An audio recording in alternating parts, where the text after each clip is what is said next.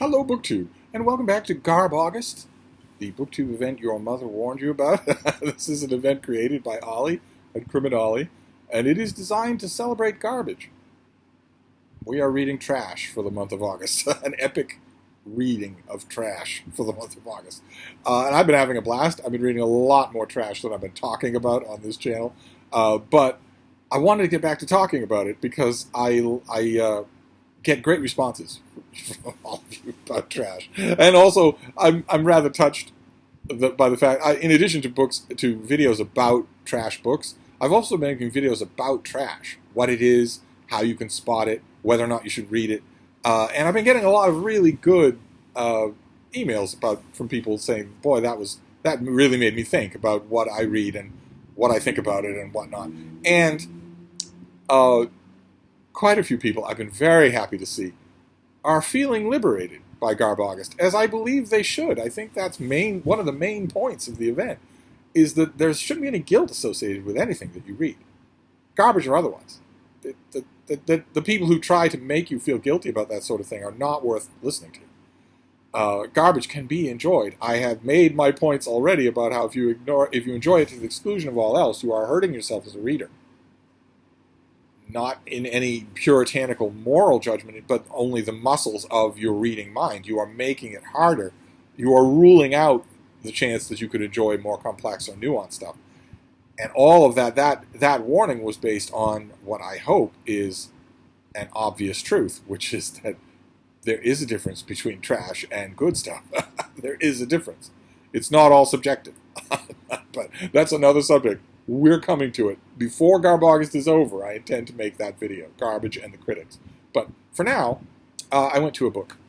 And I went to an old yellow spine, or yellow page mass market paperback, because that's the true form of trash. I went to this.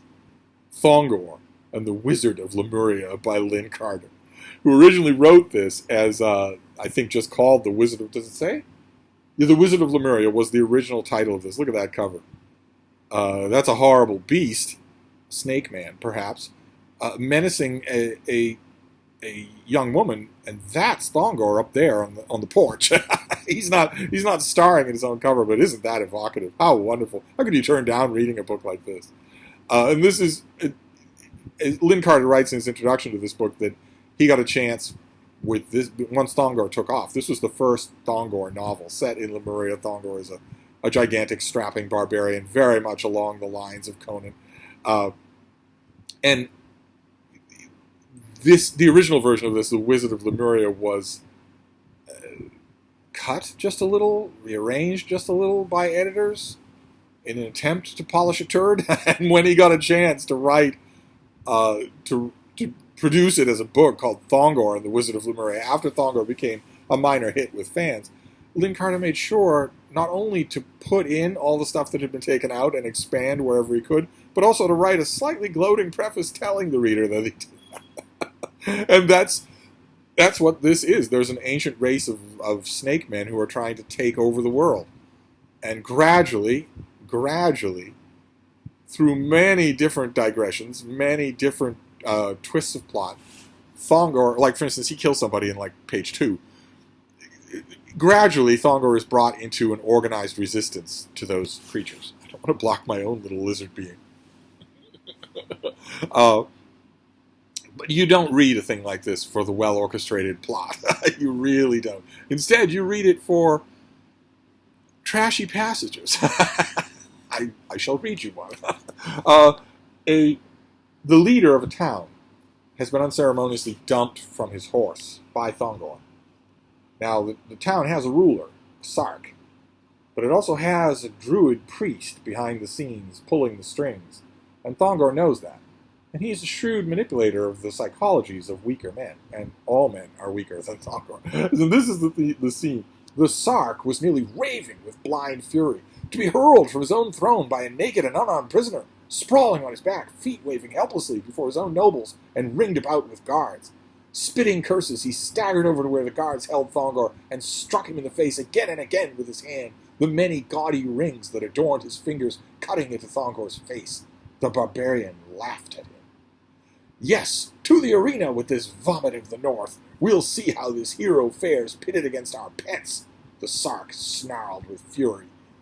From nowhere, the Archdruid appeared, laying a slim, claw-like hand on Drugudathal's arm. That's the Sark, Drugudathal.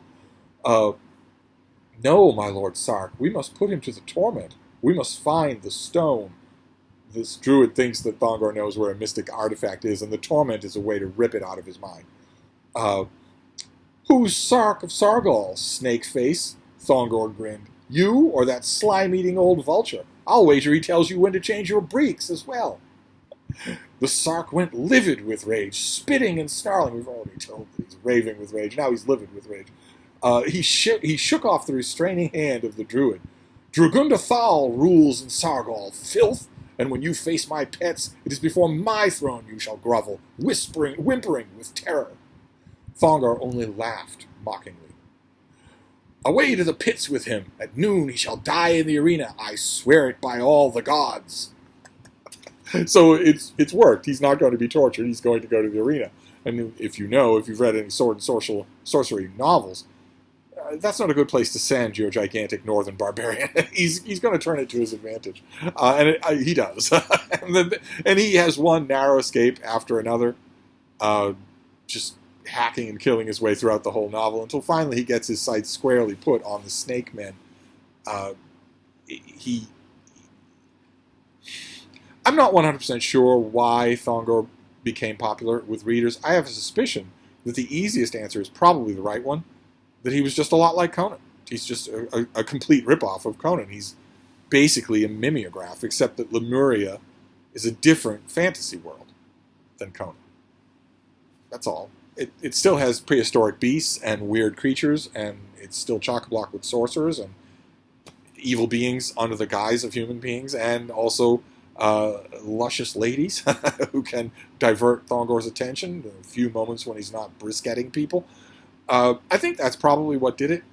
And I think probably in his more self-evaluating moments, Lynn Carter would probably agreed with that. That fans weren't going to Thongor for any particular amount of originality. They were going because it gives, as I rereading this book really made me remember, it's pure sword and sorcery vibes. It's pure sword and sorcery jolts and feelings and pleasures throughout all of the Thongor books. They hit every note just right. And there's something to be said for that. There are plenty of people who tried to do that during the first vogue of Conan, when Elsbreg de Camp and Lynn Carter were adapting all of those Conan novels that you may remember, those mass-market Conan novels from 50 years ago. Those sparked a vogue on their own. They did really well, and I think probably that's the reason, is that this is just does Conan really well. In some ways, better than Conan. So that's our trash pile for today. It's Thongor and the Wizard of Lemuria. A masterpiece that I was introduced to Thongor and had copies pressed in my hand by an old friend who got very involved in the Thongor literary world, in Thongor literary creation. Went on to do other things. Went on to study other ancient literature, not the ancient literature of Lemuria, but eons ago, decades and decades ago, when that old friend did that, he said, "This is the good stuff," which was the phrase that went around the science fiction and fantasy reading community so endemically. It was just everywhere. You don't want the bad stuff. You want the good stuff. You want the stuff that's really good. In fact, somebody, was it Gardner Dozois, actually used that for the title of a couple of anthologies of his, the old good stuff and the new good stuff. And that's what this is. Thongor is the good stuff. It's not good in the sense of not being bad, but oh boy, is it enjoyable. If you're looking for this sort of thing, I don't know that Thongor is in print. Maybe something with a terrible cover is. You need a cover like this for Thongor. But if you go to a used bookstore or maybe eBay, I'm sure that you could find copies of things, and I'm sure they're not expensive. I had a blast. So my GarbAugust is charging along on all cylinders. I am barely hitting a bad patch with garbage, and that's great. But I've got a whole series of books that I'm going to read the whole series tonight, but I'm going to read maybe the first two in the series tonight. They don't strike me as very demanding reads, and they may represent close to rock bottom. They may. Take It by the T-Rex is tough to top, but these may do it. They were sent by, I want to say, a well-wisher, but would someone who wished you well actually send you the books we're going to talk about tomorrow? I'm not sure. I don't know that they would. Anyway, I'm going to read a couple of those, or as many as I can stand tonight, and that's what we'll talk about tomorrow. So my streak may be over tomorrow. I'll see you then. Thank you, BookTube.